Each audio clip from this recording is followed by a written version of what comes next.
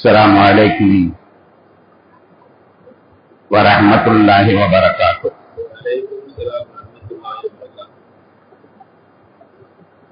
نحمده ونصلي على رسوله الكريم. أما بعد، وقد قال الله تعالى في كلامه القديم والفرقان المجيد: أعوذ بالله من الشيطان الرجيم. بسم الله الرحمن الرحيم. قيل ادخل الجنة قال يا ليت قومي يعلمون. صدق الله مولانا العلي العظيم. اللهم صل على سيدنا محمد شمس الأنبياء وبدر المرسلين وكتب الأولياء وافتخار المتقين تاج الأمة شفيع المذنبين شفيعي يوم القيامة.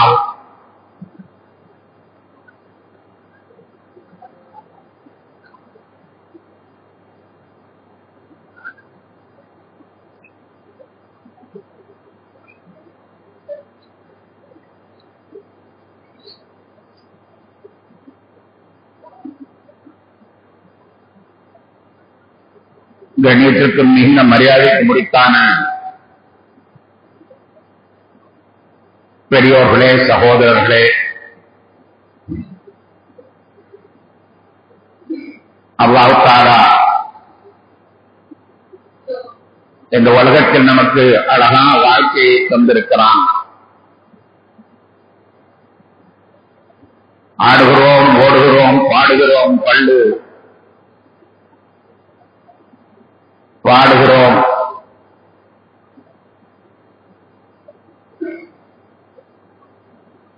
குதூகலமாக இருக்கிறோம், மகிழ்ச்சியாக இருக்கிறோம். ஒரு அற்புதமான வாழ்க்கையை அல்லாஹ் நமக்கு தந்திருக்கிறார். ஆனால் இந்த வாழ்க்கைக்கு பிறகு என்ன?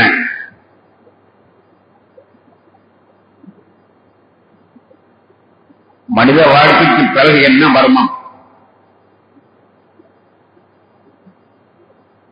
இந்த வாழ்க்கை என்பது உயிர் பிரிவதுடன் முடிந்துவிட்டதா?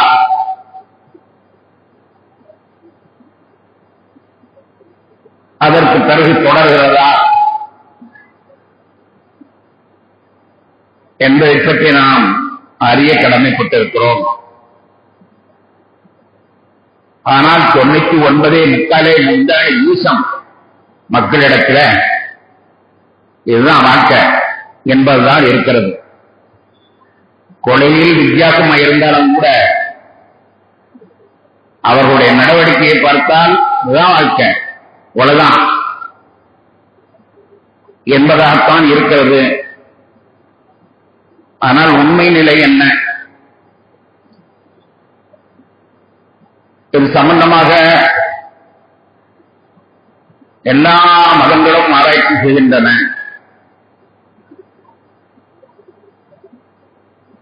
சகோதர சமயமாய இந்து மதம் இதற்கு பிறகு மனிதன் 7 ஜென்மம் எடுக்கிறான் என்பதாக அவர்கள் வரையறை வழி காட்டுகிறார்கள். மனித வாழ்க்கையோடு முடிந்து விடுவதில்லை, இதற்கு பிறகு 7 ஜென்மம் எடுக்கிறான். அப்படியானால் மனிதனாக இருப்பவன் அவனுடைய வாழ்க்கையை நன்கு அமைத்துக் கொண்டால் எங்கேயோ ஒரு இடத்திலே அரசனா பிறப்பான்.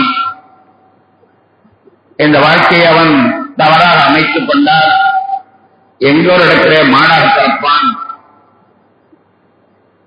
இப்படியே 7 ஜென்மங்கள் இருப்பதாக அவர்கள் அதற்கு விளக்கம் காணுகிறார்கள். ஆனால் அதில் பல கேள்விகள் எழுவதுண்டு, விடை காண முடியாத கேள்விகள். உலகத்திலே இதுவரைக்கும் எத்தனையோ கோடி மக்கள் தோன்றி இருக்கிறார்கள். எத்தனை பேர் 7 ஜென்மம் எடுத்ததாக கண்டுபிடிக்கப்பட்டிருக்கிறது. விகிதாச்சாரத்தில் ஒரு 10 பேரால் கண்டுபிடிச்சிருக்கணும். கோடிக்கணக்கான மக்கள் உலகத்திலே வந்து சென்றிருக்கிறார்கள். 7 ஜென்மம் எடுத்ததாக எத்தனை பேரை கண்டுபிடிக்கப்பட்டிருக்கிறது.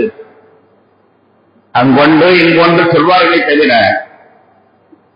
அப்படி 7 ஜென்மம் எடுத்ததாக ஆதாரப்பூர்வமாக நிரூபிக்கப்பட்ட இந்த உண்மை இல்லை. அப்படி இருந்தால் ஆயிரக்கணக்கான மக்கள் மறுஜென்மம் எடுத்திருப்பார்கள். அவர்களை நாம் பேட்டி காணலாம். அப்படி இல்லை. இன்னொரு கேள்வி இருக்கிறது.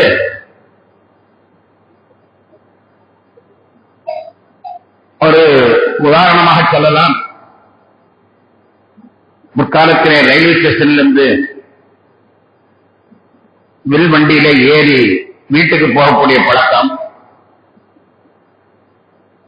அப்போது ஒரு பெரியவர் வில் வண்டியிலே ஏறுகிறார். வண்டிக்காரன் அதை ஓட்டிக்கொண்டு செல்கிறார்.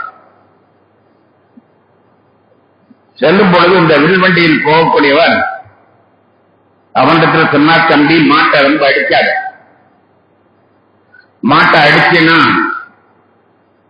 மறுபிறவில நீ மாடா பிறப்ப அந்த மாடு ஒன்று அடிக்கும் என்று அந்த பெரியவர் சொன்னார். தம்பி மாட்டை ரொம்ப அடிக்காத, இப்படி அடிச்சுனா நீ மாடா பிறப்ப அது ஒன்னு அடிக்கும் என்று சொன்னார். வண்டியோட்டி சொன்னா, உங்களுக்கு தெரியாதுங்களா சாமி, என்னப்பா முன்பிறவியில அவன் மனுஷனா இருந்தான், நான் மாடா இருந்தேன், என்னைய அடிச்சதுனாலதான் கடவுளுக்கு இந்த பிறவியை தந்திருக்கிறார் என்பதாக அவன் சொன்னான். இப்ப என்ன கேள்வி, இப்ப நம்ம எடுத்திருக்க ஜென்மம் புனர்ஜன்மையா ஜன்மா அல்லது வேற எதுடைய ஜென்மமா? அந்த மாடு முன் ஜென்மம் எடுத்திருக்கிறதா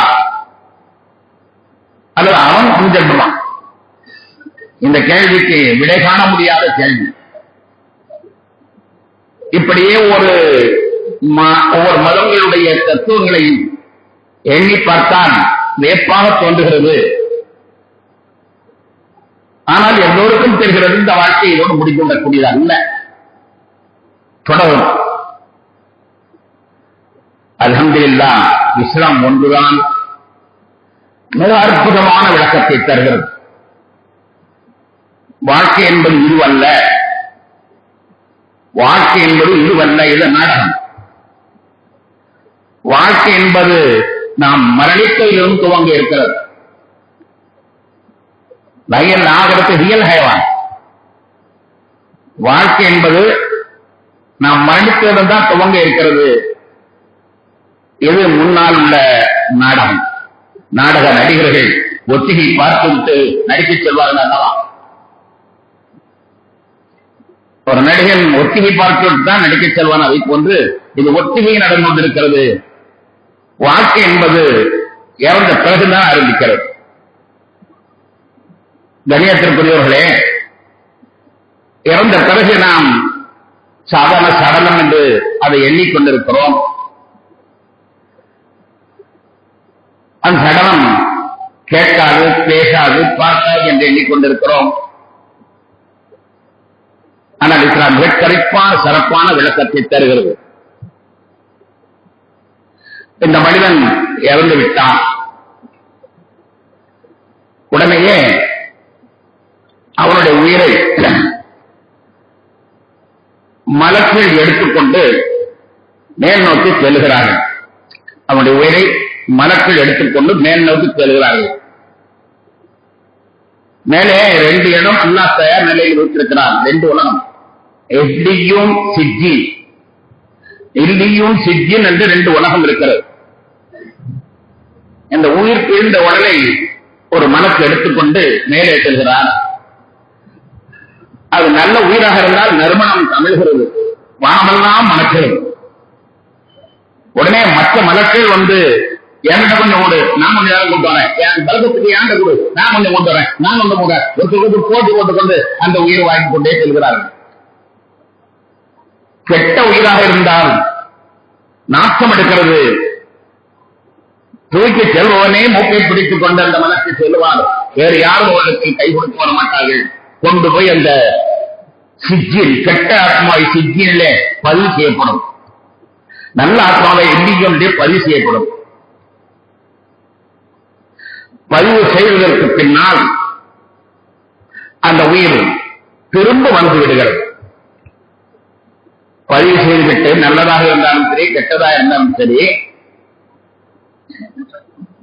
அவனுடைய ஆபீஸிலே அவன் போகக்கூடிய இடங்களிலே பதிவு செய்துவிட்டு திரும்ப வந்து விடுகிறது. திரும்ப வந்து இந்த உடலோடையே ஒட்டி கொண்டிருக்கிறது. அந்த உயிர் உடலோடையே ஒட்டி கொண்டிருக்கிறது. அது நின்று எடுத்து பார்க்கிறது. வந்து அழுபவர்கள் யார் யார் அழுகிறார்கள் என்று தெரிகிறது. யார் யார் வேஷம் பட்டு அழுகிறார்கள் என்பதெல்லாம் அவருக்கு தெரிகிறது. இருக்கும்போது ஒரு பக்கம் போர் தர மாட்டேன்னா இப்போ வந்து நீ செஞ்சு விட்டு போயிட்டிய அழுகுறானே என்று சொல்லி அது மேல இருந்து கொண்டு வேடிக்கை பார்க்கிறது. அது அந்த உயிர் இந்த உடலோடு தான் இருந்து கொண்டிருக்கிறது. இதை தெளிவாக நபிகள் நாயகம் ஸல்லல்லாஹு அலைஹி வஸல்லம் அவர்கள் சொன்னார். ஒரு ஆயத்தில் அல்லாஹ் தஆலா இதை சொல்லுவான். யாசீனுடைய சூறாவில எல்லாருக்கும் தெரியட்டும் என்பதற்காக வேண்டி அல்லாஹ் அந்த ஆயத்தை பதிவு செய்திருக்கிறான். சையதுனா ஈசா அலைஹிஸ்ஸலாத்து வஸ்ஸலாம் அவர்கள் தான் போக முடியாத ஊர்களுக்கு அவர்களுடைய தூதர்களை அனுப்புவார். அப்படி ஒரு ஊருக்கு ஒரு 3 தூதர்களை அனுப்பியிருந்தார்கள். வரலாறு தெளிவாக பதிவு செய்யப்பட்டிருக்கிறது. அந்த 3 தூதர்களும் சென்று ஒரு ஊரை நல்வழிப்படுத்துவதற்கான உபதேசம் செய்து கொண்டிருக்கிறார். அந்த நேரத்தில் அந்த மக்கள் அவங்களுடைய தூதை ஏற்றுக்கொள்ளவில்லை. தாய்க்கு சென்ற கண்மணி நாயகம் ஸல்லல்லாஹு அலைஹி வஸல்லம் அவர்களை கல்லை துரத்தி அனுப்பினார்கள் அல்லவா, அதே போன்று இந்த 3 தூதர்கள் ஈசா அலைஹிஸ்ஸலாத்துடைய தூதர்களை அவர்கள் விரட்டி அடிக்கிறார்கள். எந்த நேரத்தில் அந்த ஊர்க்காரர் ஒருத்தர் ஹபீபுன் நஜ்ஜார் என்ற ஒரு பேர், அந்த ஊர்க்காரர் ஒருவர் இவர்களுக்கு பரிந்து வந்திருக்கிறார். அவங்க சொல்ல ஏற்றுக்கிட்டா ஏற்றுக்குங்க, ஏற்றுக்கலன்னா சரி விட்டுருங்கப்பா, ஏன் அதுக்கான அவங்களை அடிக்கிறது பிடிக்கிறது சரியில்லைப்பா, அடுத்த ஒரு காரணத்தை நம்ம நியாயமா நடக்கணும், அவங்க கொள்கை ஏற்றுக்கிட்டா ஏற்றுக்கங்க, ஏற்றுக்கலன்னா போத்திடுங்க, அவ்வளவுதான். அதுக்கான அடிக்கிறதும் பிடிக்கிறதும் கல்லால் அடிக்கிறதும் அது சரியில்லைப்பா என்று சொன்னார். சொன்ன உடனே அந்த ஊர்க்காரங்களுடைய கோபம் எல்லாம் அந்த ஹபீபுன் நஜ்ஜார் தச்சு தொழில் பார்ப்பவர் அவன் திரும்பி விடுகிறது. நீ எங்க ஊர்க்காரன் எங்களுக்கு எதிர்ப்பு பேசுவியா, எங்க ஊர்க்காரன் இருந்துட்டு எனக்கு எதிர்ப்பு பேசுவியான்னு சொல்லி எல்லாம் போட்டு அடிச்சு அவனுடைய வயசுல பொறுக்கி உணவு சுந்தாணி எல்லாம் வெளியாக கூட்டாயிட்டான். மோத்தான உடனே அவர் ரூஹு பேசுகிறதை அல்லாஹ் இங்கே சொல்கிறான்.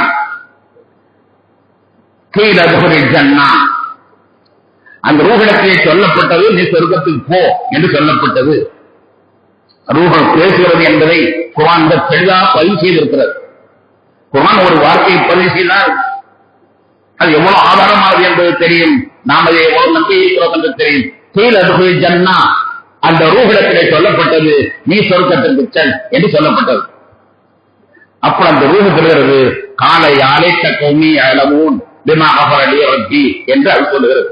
அது என்ன சொல்றது, எனக்கு இப்படி ஒரு சொர்க்கம் கிடைத்திருக்கிற செய்தி எங்க ஊர்க்காரங்களுக்கு தெரிய வேண்டுமே, ஐயோ தெரியாம அவங்க அநியாயம் பண்ணி கொண்டிருக்கிறார்களே, அழைத்த கௌமி அலமூன் என்னுடைய சமுதாயத்தவர்கள் அறிய வேண்டுமே, என்னுடைய இறைவன் எனக்கு தந்த பரிச சொர்க்கத்தை தந்துட்டான் எனக்கு, நான் இச்சலத்துல ஒன்றே நல்ல சார்பாக வந்தேன், அவ்வளவுதான் எதை தூதர்களுக்கு சார்பாவது என்பதற்காக வேண்டி எனக்கு அல்லாஹ் சொர்க்கத்தை தந்து விட்டான். யானை கோமி ஆழமும் என்னுடைய கூட்டத்தினர்கள் என்னை அறிய வேண்டுமே, நான் எனக்கு இப்படி நடந்திருந்தது அவங்களுக்கு தெரியணுமே, என்னுடைய இறைவன் எனக்கு மன்னித்து விட்டான், என்னை சொர்க்கத்தில் கூட்டி விட்டான் என்று தெரிய வேண்டுமே என்று அவர்கள் பேசுகிற பேச்சை குர்ஆன் பதிவு செய்திருக்கிறான். உனக்கும் கேட்கல, எனக்கும் கேட்கல, ஆனா அல்லாஹ்வுக்கு கேட்கும். அல்லாஹ் அங்க பதிவு செய்திருக்கிறான். இது அற்புதமா இந்த வசனம் என்ன சொல்கிறது தெரியுமா? இறந்த உடனேயே முதல் கட்ட வாழ்க்கை அவன் திரும்ப பூமிக்கு வந்து விடுகிறான். வந்து அந்த சடலத்தோடு நிற்கிறான். சடலத்தோடு ஒட்டியும் முட்டாமலுமா நிற்கிறான். கணேசத்திற்குரியவர்களே, நபிகள் நாயகம் ஸல்லல்லாஹு அலைஹி வஸல்லம் அவர்கள் பத்ர் என்ற யுத்தகலத்திலே ஒரு 70 பேர்களை கொலை செய்தார்கள். யுத்தத்திலே அவர்களை பாலங்கணக்கிலே போட்டிருந்தார்கள். பாலங்கணக்கில் மறுநாள் வந்து முதல் நாள் போட்டாயிட்டது. மறுநாள் வந்து நபிகள் நாயகம் ஸல்லல்லாஹு அலைஹி வஸல்லம் பாலங்கணக்கில் போடப்பட்டது முஸ்லிம்கள் உயிர் அல்ல. அபூஜஹல், உத்பா, உமையா போன்ற நாம் யாரை பற்றி கேள்விப்படுமோ கொடுமைக்காரர்கள் என்று அந்த கொடுமைக்காரர்கள் அத்தனைகளும் 70 பேரும் கொல்லப்பட்டு கிடைக்கிறார்கள். அவர்களை நபிகள் நாயகம் ஸல்லல்லாஹு அலைஹி வஸல்லம் அவர்கள் வந்து பார்க்கிறார்கள். கூட ஹஜ்ரத் உமர் ரலியல்லாஹு அன்ஹு அழைத்துக் கொண்டு அந்த கிணத்தடியிலே போய் பெருமானார் கேட்கிறார்கள், ஹல் வஜத ரப்புக்கும் மா வஅத ரப்புக்கும் ஹக்கா, ஹல் வஜத்தும் மா வஅத ரப்புக்கும் ஹக்கா, ஹல் வஜத்தும் மா வஅத ரப்புக்கும் ஹக்கா, உங்களுடைய இறைவன் உங்களுக்கு வாக்களித்ததை பெற்றுக் கொண்டீர்களா என்று கேட்கிறார். கேட்ட உடனே அங்கு இருந்த உமரை எல்லாவர்கள் யாரும் இருந்தார், சரி போனத்தை போய் பேசுறீங்க, அது முஸ்லிம் பணமா காபிர் பணம், அதுக்கு போய் பேசுறீங்களே, அதுக்கு ஏன் உயிர் இல்லாத உடனே பேசுகிறீர்களே என்று அங்கே கேட்கிற பொழுது நபிகள் நாயகம் ஸல்லல்லாஹு அலைஹி வஸல்லம் சொன்னார்கள், மா அன்த பிமுஸ்லிமின் மின்ஹும், உமரே எனக்கு உமக்கு காது இருக்கிறதை விட அவங்களுக்கு நல்லா காது இருக்கும். ஏனென்றால் உயிர் இருக்குது, இறந்த உடனே உயிர் போய்விடவில்லை, உயிர் இருக்கிறது. ஆனால் அவனால் பேச முடியாது, பார்க்க முடியாது, நடக்க முடியாது. நமக்கு இங்க யாருக்கெல்லாம் ஜனாதாவுக்கு செல்கிறோமோ ஜனாதாக்காரங்க எல்லாருமே நின்று வேடிக்கை மாற்றிருக்காங்க. ஒன்னு தலைமாட்டம் நினைப்பாங்க, அல்லது கொஞ்சம் மேல தள்ளி நிற்பாங்க. இப்ப காபிரே பேசுகிறது என்பதை நபிகள் நாயகம் ஸல்லல்லாஹு அலைஹி வஸல்லம் சொன்னார்கள். நீர் கூட அதை கேட்க முடியாது, அவ்வளவு கேட்டிருப்பா என்று சொல்கிறார். கண்மணி நாயகம் ஸல்லல்லாஹு அலைஹி வஸல்லம் அவர்கள் இந்த உலகத்திலிருந்து பிரிகிறார்கள். பிரியும் பொழுது 2 பேர்கள் வந்து பேசுகிறார். பேசக்கூடிய ஒருவர் ஹஜ்ரத் அபூபக்கர் சித்திக் ரலியல்லாஹு அன்ஹு, பேசக்கூடிய மற்றொருவர் ஹஜ்ரத் உமர் ரலியல்லாஹு அன்ஹு. என்ன பேசினார்கள் என்பது புகாரி போன்ற நூல்களிலே விலாவாரியாக விளக்கப்பட்டிருக்கிறது. அது ஒரு பெரிய வரலாறு, சுருக்கமாக நான் சொல்லுவேன். நபிகள் நாயகம் ஸல்லல்லாஹு அலைஹி வஸல்லம் அவர்கள் வஃபாத்தான உடனே அந்த செய்தியை வீட்டில் உள்ளவர்கள் சொல்லுகிறார்கள், ரசூலுல்லாஹி ஸல்லல்லாஹு அலைஹி வஸல்லம் உயிர் பிரிந்து விட்டது என்று செய்தியை சொல்கிறார்கள். அந்த செய்தியை சொல்லும் பொழுது அங்கே சஹாபாக்கள் கூடியிருக்கிறார்கள். குறிப்பாக உமரே எல்லாம் இருக்கிறார்கள், அபூபக்கர் எல்லாம் இல்ல, உமரே எல்லாம் இருக்கிறார்கள். ரசூலுல்லாஹி ஸல்லல்லாஹு அலைஹி வஸல்லம் வஃபாத் ஆகிவிட்டார்கள் என்று உள்ளே இருந்து செய்தி வருகிறது. ஹஜ்ரத் உமர் ரலியல்லாஹு அன்ஹு அவர்கள் உடனே வாழ ஒதுக்கிட்டேன், ரசூலுல்லாஹி ஸல்லல்லாஹு அலைஹி வஸல்லம் இறப்பு கிடையாது, ரசூலுல்லாஹ் இறக்கல, அப்படி இறக்கலா சொன்னா அவன் கருத்தை சீவிடுவேன். இறந்தாயிட்டது என்று தகவல் வருகிறது. ஆனால் உமரை இல்லாத ஏற்றுக்கல. அவங்களுடைய பாசம், அவருடைய நேசம், பெருமானார் மீது கொண்டிருக்க நேசம் அதை ஏற்றுக்கொள்ளல. ரசூலுல்லாஹ்வுக்கு இறப்பு கிடையாது, இறப்பு கிடைத்ததா யாரா சொன்னா கழுத்தை சீவிடுவேன் என்பதாக சொல்லிக் கொண்டு தொடர்ந்து சுற்றி வருகிறார். இந்த ஹஜ்ரத் அபூபக்கர் ரலியல்லாஹு அன்ஹு வீட்டில் இல்ல, பெரிய விஷயம். கொஞ்ச நேரம் கழிச்சு அவங்க வந்தாங்க. வந்த உடனே ஹஜரத் உமர் பிடிச்சுக்கிட்டாங்க. அவருக்கு நீங்க சொல்லுங்க, ரசூலுல்லாஹ் மூத்துட்டா, ரசூலுல்லாஹ் மூத்தாயிட்டு சொல்றாங்களே, இவங்கெல்லாம் சும்மா விடலாமா? ஹஜரத் அபூபக்கர் ரலியல்லாஹு சாந்தமாக இருங்க, உமர் பேச்சில் இருங்க உமரே என்று சமாதானம் பெற்றார். ஒன்றுமே சொல்ல, ஒமா முஹம்மதுன் இல்லா ரசூலுன் கத் ஹலத் மின் கப்லிஹி ருசுல் அஃப இன் மாத அவ் குத்தில இன் கலப்தும் அலா அஸாபிக்கும் ஃபமன் யன்கலிபு அலா அஸபிஹி ஃபலன் யரும் பிஸ்மில்லாஹி ஷையா. ஒரு ஆயத்து வாச்சா. என்ன ஆயத்து தெரியுமா? முகம்மதுக்கும் மரணம் வரலாம் என்பதை அறிவிக்கக்கூடிய வசனம். முகம்மது என்பவர் ரசூல் தானே தவிர கடவுள் அல்ல. கடவுளுக்குத்தான் மரணம் வராது, ஆனால் ரசூலுக்கு மரணம் வரும். முகம்மது என்பவர் ரசூல் அல்ல, கடவுள் அல்ல, ரசூல் தான். எனவே அவர் மூத்தானால் அல்லது ஒரு யுத்தகலத்திலே கொல்லப்பட்டால் நீங்கள் உங்களுடைய பழைய ஐயாவின் ஜாங்கிலேஸ்வரி மாதத்துக்கு திரும்பிடுவீர்களோ? திரும்பவும் பழைய மாதிரி சாந்தியை கொண்டாட ஆரம்பித்துள்ளீர்களோ? அப்படி நீங்கள் ஆரம்பித்தாலும் அதனால் அல்லாஹ்வுக்கு ஒரு இழையும் செய்ய முடியாது, ஒரு இழையும் செய்ய முடியாது. எதுவும் செய்யா எல்லாரும் தெரிவித்தாலும் அதனால் அல்லாஹ் இடையவில்லை என்று அல்லாஹ் அற்புதமான ஒரு வசனத்தை சொல்கிறான். ஒமா முஹம்மதுன் இல்லா ரசூல், முகம்மது தூதர் தவிர வேற எதுவும் இல்லை. அவை மாற்ற அவர் இறந்தால், அவர் குற்றில கொல்லப்பட்டால், என் கலக்கு மத அக்காபிக்கும் உங்களுடைய குறிஞ்சால் உத்தம் திரும்பினீர்களோ? அப்படி நீங்கள் திரும்பினால் பல யதுல்லா செய்யா, அல்லாஹ்வுக்கு எந்த இடையிலும் இல்லை என்ற வசனம் ஹஜரத் அபூபக்கர் ரலியல்லாஹு ஓதி காட்டி உடனேயே உமர் என்ன அப்படியே சாந்தமாயிட்டார். இதுதான் சஹாபாக்களுக்கு நமக்குள்ள வித்தியாசம். நம்மகிட்ட சொன்னா ஈமா வரும் சொல்லுவோம் தவிர வராது. அப்படி வந்தாலும் பள்ளியாசலுக்குள்ளதான் அவன் வெளியில போயிட்டா ஓடி போயிடும். ஆயத்தை சொல்கிற பொழுது ஈமான் வரும் என்று நாம் சொல்லுவோமே தவிர, அப்படி சொன்னாலும் கூட பள்ளியாசல் விட்டு வெளியாயிட்டா அவர் ஓடிச்சு. ஆனா சஹாபாக்கள் அப்படி அல்ல, உடனே மூன்று ஆமா அப்ப ரசூலுல்லாஹி அஃபாத்துண்டு என்பதை புரிந்து கொண்டார்கள், ஏற்றுக்கொண்டார்கள், வாளை தூக்கி தூரப்பட்டார்கள். உடனே அவர்களும் ஹஜ்ரத் அபூபக்கர் 2 பேரும் ரசூலுல்லாஹி ஸல்லல்லாஹு அலைஹி வஸல்லம் வர்றாங்க, பேசுறாங்க. இங்க எதைக்காக வேண்டி இதை நான் சொல்கிறேன் என்றால், இறந்தவர்களிடத்தில் உயிர் இருக்கிறது, அவருடைய சடலம் இருக்கிறது, அவரை நம்ம பேசுகிறோம். அதை பேசுகிறார்கள் என்பதைத்தான் குர்ஆனுடைய ஆயத்தை நான் ஆதாரமாக காட்டினேன். பத்ர் களத்தில் நடந்த நிகழ்ச்சியை ஆதாரமாக காட்டினேன். தாமுகளுக்கு உண்டு பேச்சு. அடுத்து நபிகள் நாயகம் ஸல்லல்லாஹு அலைஹி வஸல்லம் சொல்கிறேன் வருகிறார்.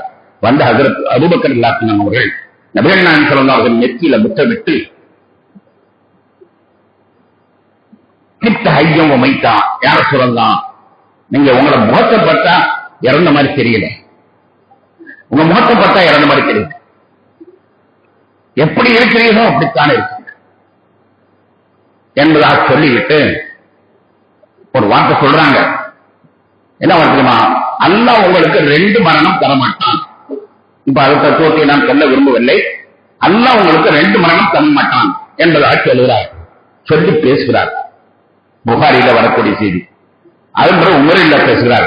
உமரில் என்ன சொன்னாங்க, யார சொல்லலாம், ஒரு நாள் நாங்கள் பள்ளிவாசல்ல உட்கார்ந்துருந்தோம், ஜும்மா நேரம். நீங்க குத்துபை ஓதிக்கிட்டு இருக்கீங்க. குத்துபை ஓதிக்கிட்டு இருக்க நேரத்தில் ஒரு குழந்தை அழுகிற சத்தம் முதல் வரிசையில் கேட்கிறது. முதல் வரிசையில் குழந்தைகள் யாரும் இல்லை. குழந்தை அழுகிற சத்தம் முதல் வரிசை கேட்கிறது என்ற எண்ணம் திரும்பி திரும்பி திரும்பி பார்க்கிறோம். எங்கிருந்து சப்தம் வருகிறது என்பதை கண்டுபிடிக்க முடியவில்லை. ஆனால் வந்தோம், சப்தம் வந்தது. எல்லாரும் திரும்பி பார்த்தார்கள். உடனே நீங்கள் மேலிருந்து கீழே இறங்கி வந்தீங்க. இறங்கி வந்து முன்பற்படியில் இருக்கக்கூடிய ஒரு தூண், ஏதோ அங்கே இருக்கிறதா தூண், அதே மாதிரி ஒரு தூண் இங்கே பேரித்த மரத்தூண். பேரித்த மரத்தினால் அந்த சீட்டுகளுக்கு கூரையாக பயன்படுத்தப்பட்ட ஒரு தூண், அதை நீங்கள் கட்டி பிடித்தீர்கள். அந்த தூணை நீங்க கட்டி பிடித்தீங்க. அப்பதான் எங்களுக்கு தெரிஞ்சிச்சு சப்தம் தூணில் தான் இருக்கிறது.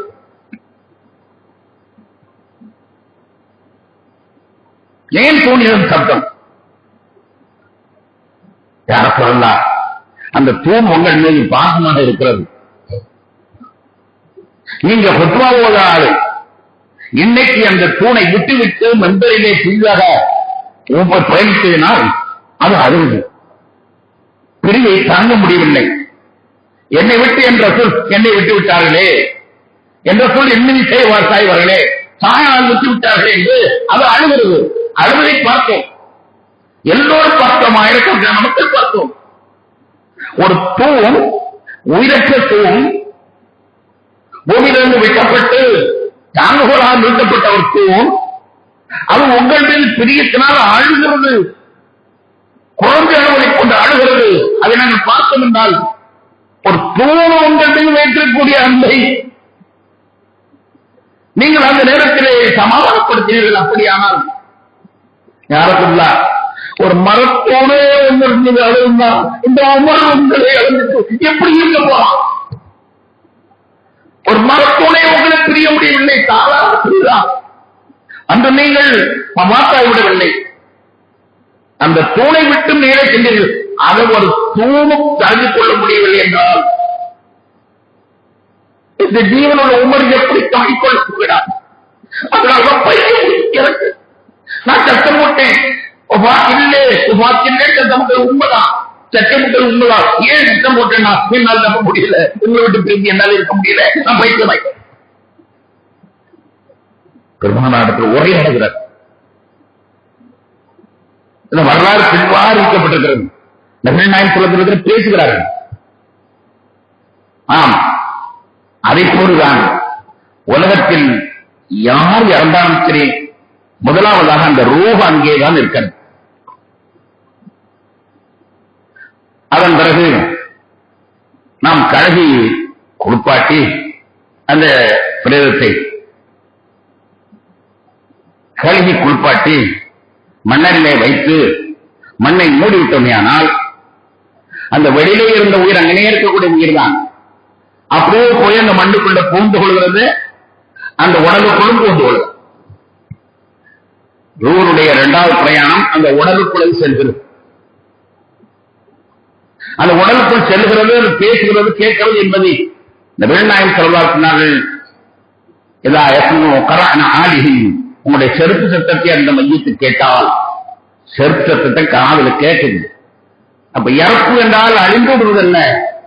இறப்பு என்றால் உயிர் அப்படியே இருக்கிறது, உயிர் கொஞ்சம் கூட மாடல, அப்படியே இருக்கு. கபருக்குள்ள போய் அது உள்ளே கேள்விகளுக்கு பதில் சொல்லுகிறது. என்ன கேள்வி நடக்கும் என்பது நமக்கு தெரியும். அந்த கேள்விகளுக்கு பதில் சொல்வதற்காக வேண்டி அந்த ரூஹை அல்லாஹ் தஆலா அந்த உடலுக்குள் புகுத்துகிறான்.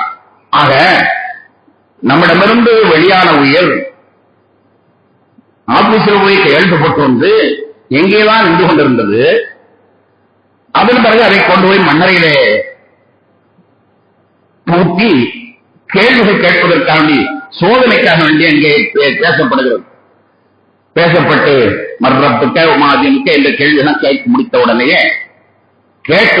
உடனேயே திரும்பவும் செல்லப்படுகிறது. அந்த நல்ல ஆத்மாவா இருந்தா நீ போய் அந்த எல்டியும் இடம் இருக்குதா அங்க போய் உட்காந்துப்பான். நீ போய் எல்டியும் என்ற இடத்துல போய் உட்காந்துப்பான். கெட்ட ஆத்மா இருந்தா சிஜின் என்ற இடத்துல கொண்டு போய் பொறுத்தான். நபிகள் நாயகம் ஸல்லல்லாஹு அலைஹி வஸல்லம் இன்னும் சொல்லுவாங்க, மையத்தை கொண்டு போகும்போது கெட்ட ஆத்மா வந்தா ஐயோ என்ன எங்க கொண்டு போறீங்க, ஐயோ என்ன எங்க கொண்டு போறீங்க, ஐயோ என்ன எங்க கொண்டு போறீங்க கத்தும். நல்ல ஆத்மாவா இருந்தா சீக்கிரம் கொண்டு போங்கப்பா, சொர்க்கத்துக்கு சீக்கிரம் கொண்டு போங்கப்பா, சொர்க்கத்துக்கு சீக்கிரம் கொண்டு போங்க என்று சொல்லும் என்றெல்லாம் நபிகள் நாயகம் ஸல்லல்லாஹு அலைஹி வஸல்லம். எங்கே நான் என்ன சொல்ல வருகிறேன் என்றால், மற்றவர்கள் எப்படியோ இருக்கட்டும், ஆனால் நம்மிடத்தில் உயிரினுடைய பயணம் இதுதான். நம்முடைய இடத்தில் உயிருடைய பயணம் இதுதான். இறந்தவுடன் அந்த ரோடு போய் ஆபீஸில கையெழுத்து போட்டு விட்டு திரும்பவும் அந்த உடலுக்கு வந்து விடுகிறது. உடலுக்கு வந்து நின்று எல்லாவற்றையும் வேடிக்கை பார்க்கிறது. ஜனாசா கொண்டு செல்லும் பொழுது பின்னாலே அதை கொண்டு செல்கிறது. அதன் பிறகு உள்ளே வைக்கப்பட்டு உள்ளே வைக்கப்பட்டு கேள்கணக்கில் கேட்டதற்கு பிறகு முன்னுக்க நோமத்துள்ளாரு மனப்பிள்ளக்கு நம்மளை கூம்பு என்று சொல்லி ஒல்லிய நிலையா வைக்கப்படுகிறது. அப்படி இல்லையா சிஜில் என்ற பொறுமைக்கான இடத்திலே தளத்திலே கொண்டு வைக்கப்படுகிறது. ஊருடைய உயிருடைய பயணம் எல்லாம் இது அங்கேயே இருக்கும். உலகமெல்லாம் அழிந்த பிறகு திரும்பவும் அல்லாஹ் வீட்டுக்குவான், திரும்பவும் உடலோடு சேர்ப்பான். அப்பொழுதுதான் சொர்க்கம் நரகம். நான் இங்கே எதற்கு சொல்ல வருகிறேன் என்றால், அந்த உயிரை நம் படுத்துற பாடு லேசான பாடுங்க. ஒரு ஆள் இறந்தா உடனடியா அடக்கம், தொழுகை, பருவ அடைந்த பெண்ணு ஜனதா மூன்றை உடனடிக்கும். உடனே அடக்க வேண்டும் என்று சட்டம் இருக்க நம்ம அவன் வரலாம் இவன் வரலாம் இவன் வரலாம் உட்கார வச்சிருக்கோம். உட்கார வைக்கிறேன்னு அது எவ்வளவு பெரிய வேதனை தெரியுமா? அதுக்கான அந்த சாட்டையால் அடிச்சுட்டே இருக்கலாம். சாட்டையால் அத்தாக்காரத எவன் வந்து மறுநாள் வரைக்கும் காக்க வைக்கிறானோ அவன் 24 மணி நேரம் சாட்டையால் அடித்து கொண்டே இருப்பதை கொண்டு துன்பம் பயப்படுது. ஒரு ஈ உட்கார்ந்தால் மலை உட்கார்ந்து கொண்டு இருக்கும் என்பதாக தெரிந்து வருகிறது. ஜனாதாவின் மீது ஒரு ஈ உட்கார்ந்தால் ஒரு மன உட்கார்ந்த மாதிரி. சாதாரணமாக கால் மரத்து போய்விட்டது என்பது பார்ப்போம் அல்லவா? கால் மரத்து போய்விட்டால் கால் எப்படி இருக்கும்? மரத்து போய்விட்டது, ஐச ஒரு மணி நேரம் அப்படியே போட்டிருந்தா அதனால ஒரு மாதிரி மரத்துச்சு. அப்ப அதுக்கு மேல எனக்கு ஒரு கையை வச்சுக்கும் அல்லவா?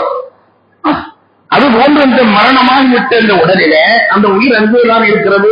அது பார்த்து கொண்டே இருக்கிறது. சீக்கிரம் அடைய முடியுங்கப்பா, சீக்கிரம் நடக்க முடியுங்கப்பா, சீக்கிரம் நடக்க முடியுங்கப்பா, நான் செத்துப்பா, என்னை முடியுங்கப்பா, முடிங்கப்பா. முடிக்காமலேயே நிறுத்து கிடச்சி, அதாவது செஞ்சு சாவடிச்சு உட்படமாக்கி விட்டுட்டா இவங்க கொண்டு போய் அடைப்பான். யாருமே யோசிச்சு பார்க்கறதில்லை. ஜனாதாவை உடனடியாக இருக்கும். அவன் வந்தா என்ன கிச்சா அவங்க சென்னை செய்யப்பட இந்த உயிருக்கு அவசரம். கடத்தல இருக்கிறவங்க கடத்தலுக்கு போகணும் தம்பி, நான் அந்த கடத்தலுக்கு போகணும், கடத்தல் போனா சரி கடத்தலுக்கு வழி விட்டாக்குறேன், கடத்தல் போலாம், கடத்தல் போலாம் நெல்லு, கடத்தல் போலாம் நெல்லு, கடத்தல் போலாம் நெல்லு, கடத்தல் போலாம் நெல்லு. எத்தனை நாள் காமிக்கலாம்? 1.5 நாள் 2 நாள் வச்சிருக்கோம். அப்ப அந்த மையத்தை நாம் வளைச்சோம். ஆனா நிச்சயமா எல்லாத்தையும் விடப்பட்டான், எல்லாத்தையும் பழிவைக்கிறோம். ஒன்னே 7 மணி நேரம் நீ 7 மணி நேரம் கடத்தி இல்ல, ஒன்னே 10 மணி நேரம் வச்சு உன்னை எல்லாம் கொடுமைப்பட்டு. நன்கு புரிந்து கொள்ளுங்கள். எப்பொழுது உயிர் அடைந்து ஒரு உயிர் பிரிந்து விட்டதோ அப்பொழுதே அது அல்லாஹ்விடத்தில் கணக்கு முடித்துக் கொண்டு நல்லது கெட்டது, நல்லதா இருந்தாலும் கெட்டதா இருந்தாலும் உடனடியாக போய வேண்டும் என்ற எண்ணத்தில் அது இருந்து கொண்டிருக்கிறது. ஆனால் அதை நாம் விரும்புவதில்லை. அதை ஐசு போட்டு அதை சாதாரண பிள்ளை சாதாரண ஒரு மனிதனுக்கு மீன்ல போட்டா ஐசுல போட்டா என்னத்துக்காகும்? நம்மளை தீக்கி ஐசுல போட்டா என்னத்துக்காகும்? நம்மளை தீக்கி ஐசுல போட்டா என்னத்துக்காகும்? நம்ம தாய்க்கிறோமா? அதே மாதிரி அது வாய் பேச முடியல, அந்த மையத்துக்கு வாய் பேச முடியல, அங்கதான் இருக்குது, அந்த உடம்போட தான் இருக்குது. அதை தீக்கி நீ ஐசுல போட்டுல அது